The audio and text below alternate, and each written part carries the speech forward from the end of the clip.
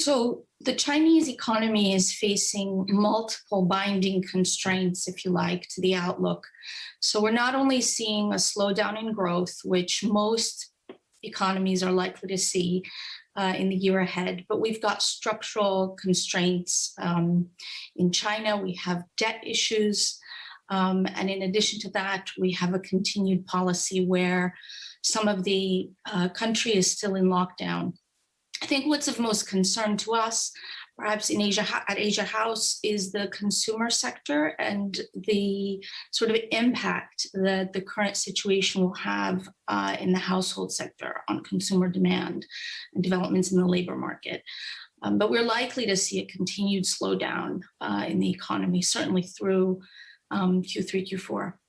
So domestic demand is weak, but the Chinese have managed to maintain export activity, often through putting in place these bubbles within factories. There is a lot of speculation that Xi Jinping will do a pivot on COVID zero on October the 16th at this key speech. Do you think that this is just excessive optimism and hope, or do you think there may be something in that the Chinese acknowledge that their economy is going to be in a very difficult place if there isn't some switch in approach to COVID? So our view is that the government, the administration will do whatever it takes to maintain a steady slowdown in growth, steadiness in the economy. We think that of the essence in their message will be one of stability. We don't think necessarily that there will be a pivot in policy because they will want to maintain stability in the economy. On the export side, it's interesting. The exchange rate, I think, will play an important role in their willingness to support exports. Certainly, I think we will continue to see a downtrend in the exchange rate, as with most of Asia, given the strength in the dollar.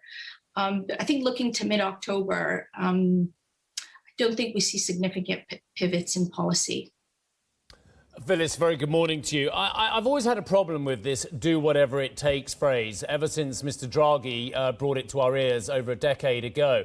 Do whatever you can, I would suggest is more actually the historical norm. No matter what you do, whether you're Mr. Xi, whether you're the ECB, sometimes you just can't do something that actually is implausible. So with that in mind, is it actually plausible that China can avoid something that's happened historically and cyclically elsewhere in the world, and that is have a recession?